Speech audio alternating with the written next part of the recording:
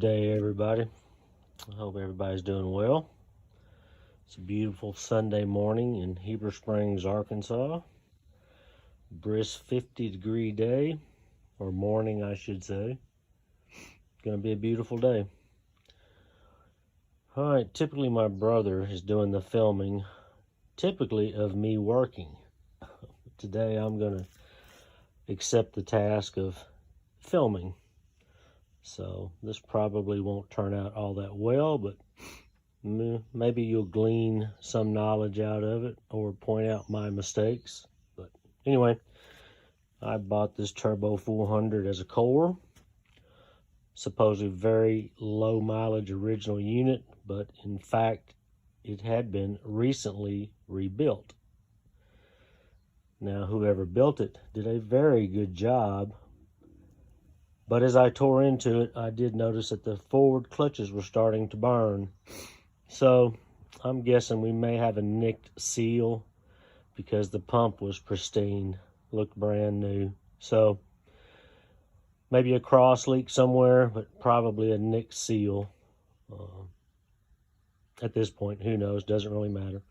But the reason I bought it, and I bought it so cheaply, is because a little cosmetic defect. So I figured I'd get a few pieces out of it, some hard parts, and I'd be happy and pitch the rest of it. But as I tore it down, pulled the front pump out of it, it has what is referred to as an 8-bolt pump case. 1, 2, 3, 4, 5, 6, 7, 8. Some cases have 7. Some cases don't have this boss. Some cases only have 6. In the big scheme of things, if your bell housing is good and fits your application, it doesn't matter. In this case, this is a perfect candidate for an aftermarket bell housing. Personally, I've had very good success with J&W Ultra bells, and it's just kind of what I always use. So today I'm going to cut this bell housing. Probably a rough cut. I'm not going to spend too much time on it, and that way I can get it cleaned up. I've completely stripped it. Everything's out of it, except for the pressure port, which after I get it cleaned up, I'm going to heat the case up a little bit around it and expand it and get that plug out without pulling threads out of the case. I'm going to check that rear bushing, as it's just been rebuilt, and just quick eyeball, it looks in fantastic shape. So I'll check it. If it needs to be replaced, I'll replace it. If not, we'll run it. You don't gain anything by replacing good bushings. If they're tight and not scored up and installed correctly, there's zero reason not to use them. But to each their own. I always replace the front pump bushing the torque converter rides on. That's just a must, unless it just has few hours on it and there's no damage to it, but always replace that one. So anyway, I'll cut this bell housing off, and I'll probably kind of go right around and stay just above that casting tab there all the way around.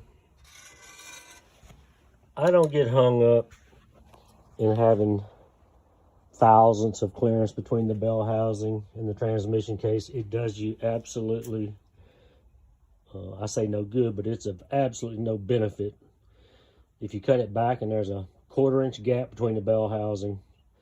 Personally, I'd rather have a gap and make absolutely sure that bell housing is mounted completely on that front pump, that there's nothing touching that I can't really see, or maybe a feeler gauge misses sliding around. But that's just me. There's a whole lot more of you out there that are a lot smarter than I am, but this is just a little something that I thought I'd put together.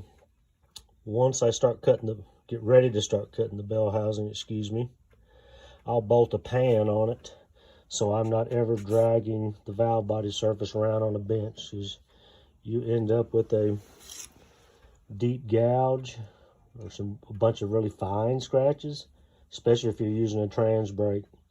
When you don't have valve body gaskets, you get cross leaks. Every transmission, in my opinion, has some cross leaks, but you want to minimize it, as it can bleed pressure off, minutely, probably wouldn't really matter there, but you could be, a cross-leak could be introducing fluid into another circuit that's trying to apply another band, or mildly try to apply a clutch and it dragging, which leads to very short clutch life if they're not firmly engaged or firmly compressed. Little side note, check out the 2 Turbo 400 pans.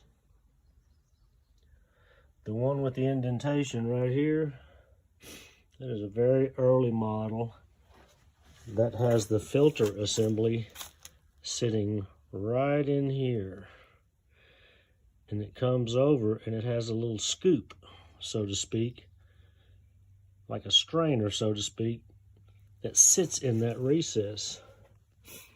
Now the later pan, like I think it's 67 up, it's a little deeper, probably, I don't know, a 16th of, maybe a heavy 16th deeper than the early pan. As far as I know, you could use that early style filter with a later pan, or you have to have the dedicated pan.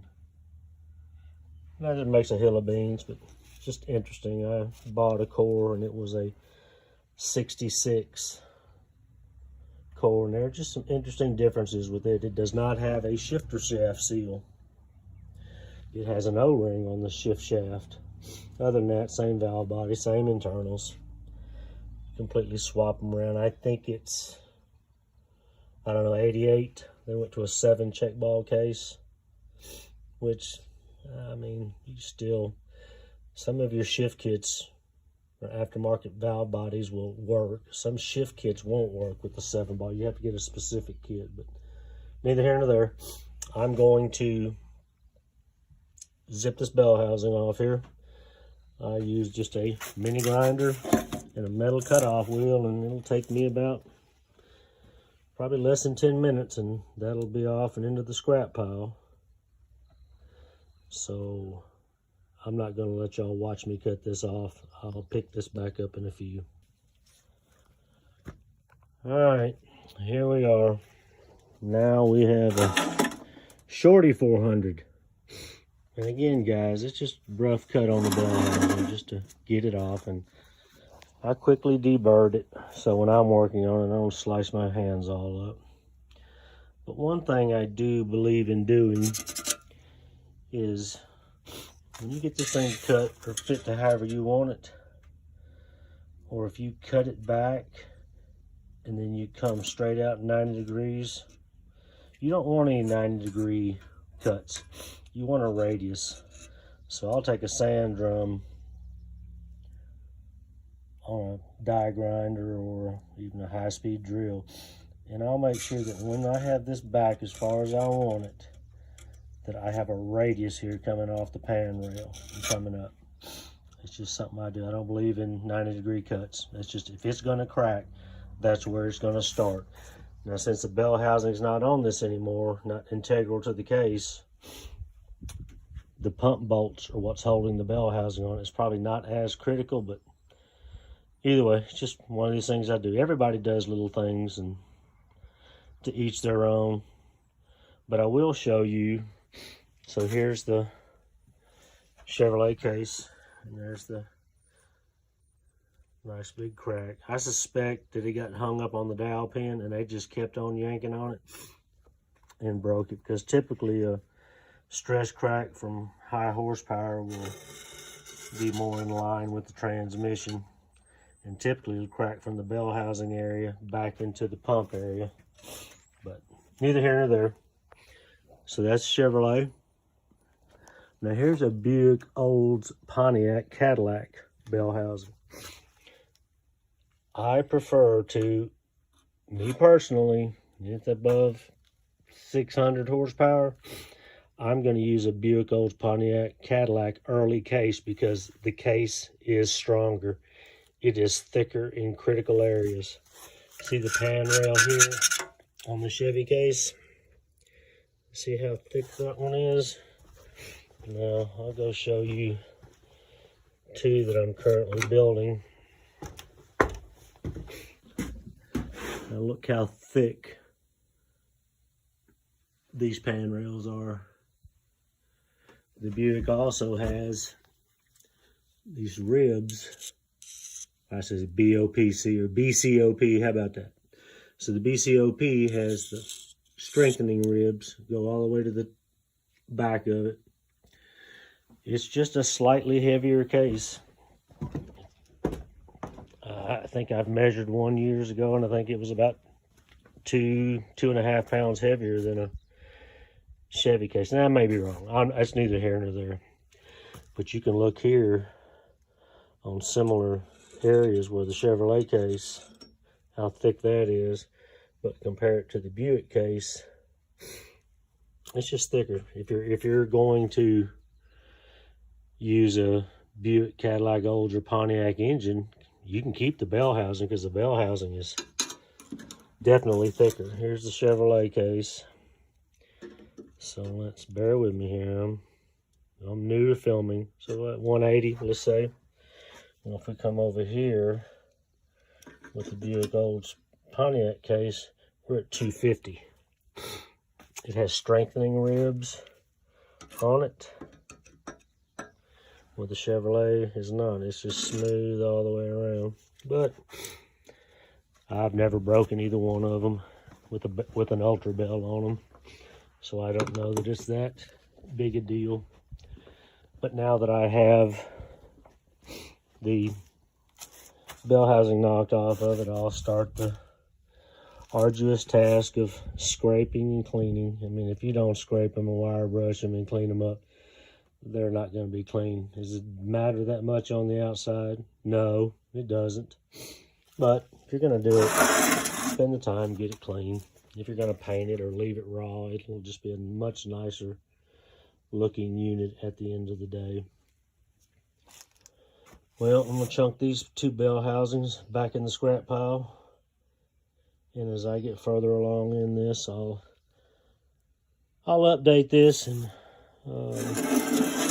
I'm sure this will get heavily edited with my newfound camera skills or lack thereof.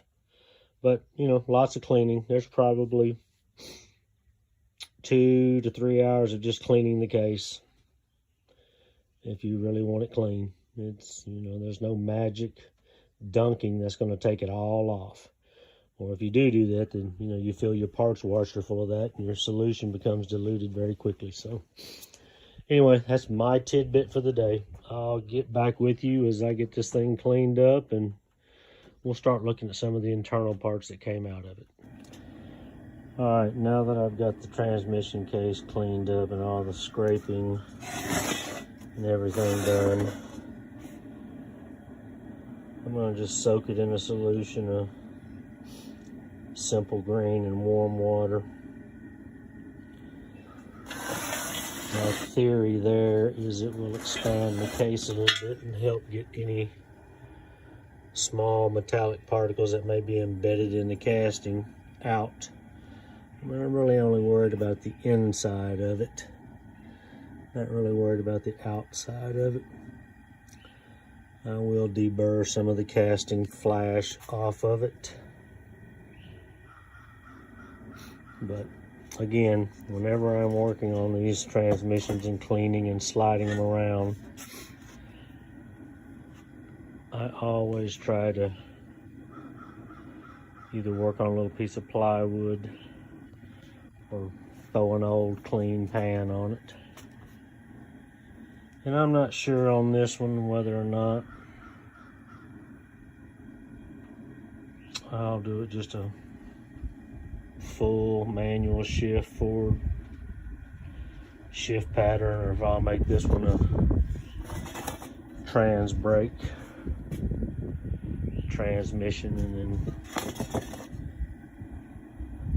put it online, sell it. Somebody can put a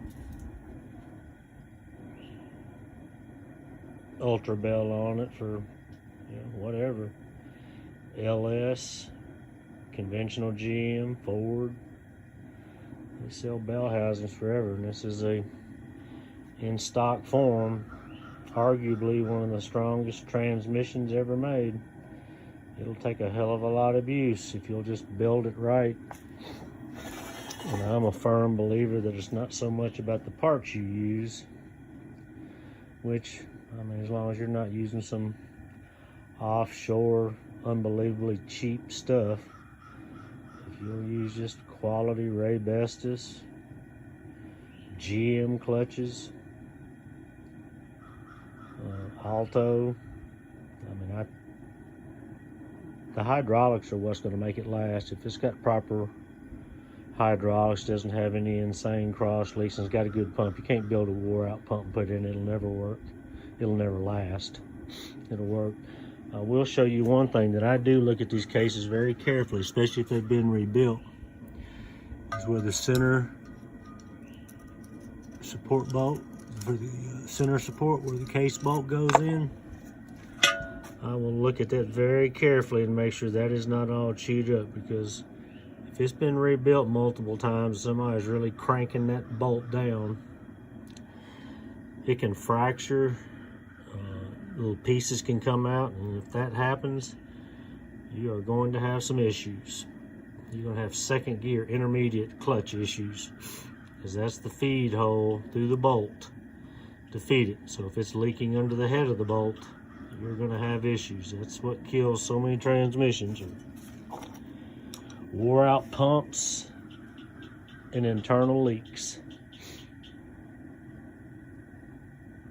Years ago, I built a 400 with a Napa overhaul kit, steel rings, trans brake.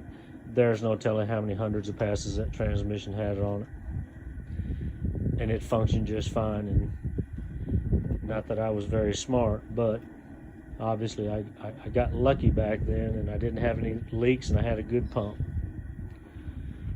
So it's probably clean enough now to brake clean out and put together, but I'm gonna soak it, and then I'll paint it.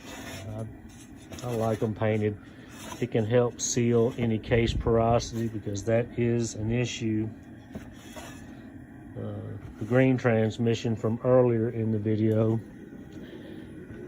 has what I believe is no doubt a dealership repair on the side against the bench. It's too hard to get in there to show you. Where obviously this transmission had a leak, because when I tore it down, this is out of a 1968 or 69 Wildcat or LeSabre, ultra low miles. The transmission looked like it had just been built when I tore it down. It was the cleanest turbo 400 I have ever tore down. There's no doubt. I'm telling you how many years it sat in the junkyard. Probably 25 years. Luckily, it had a hood on it, and the dipstick was in it. Had no water in it. That transmission could have been put in a car and run immediately. But anyway, there's a spot, when I pulled the pan off of it, disassemble it, I kept noticing yellow. And I couldn't figure out for a few minutes what the yellow was. Well, I thought maybe a transmission additive, but it was just too clean. There was no reason for anybody to put an additive in it. When I pulled the rear servo cover off, it was in there. It was in all kinds of little passages. Then it dawned on me it was dye.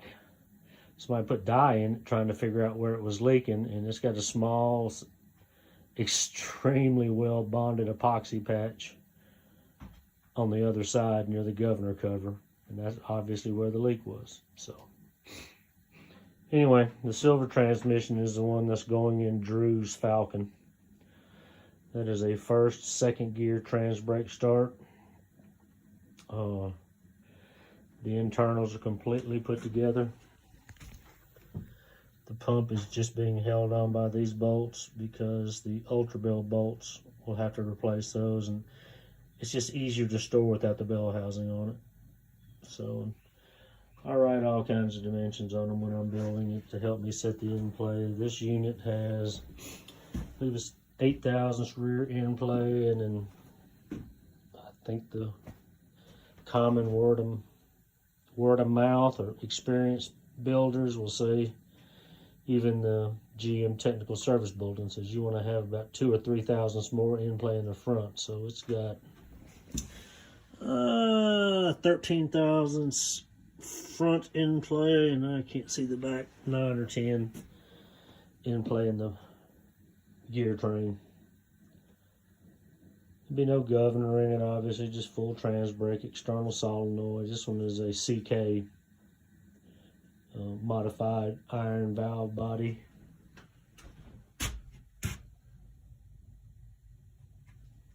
That works extremely well. The green one is for a future project of mine, and I'm going to use the Hipster Billet first gear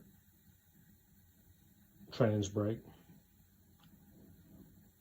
So that'll be a project in the future. Nothing that'll happen. It'll be all lubed up, sprayed with a rust inhibitor, put in a bag with those little desiccant packets in it, put in a tub and sealed up, and will sit on the shelf until somebody either convinces me they need it worse than I do, or I get my project underway.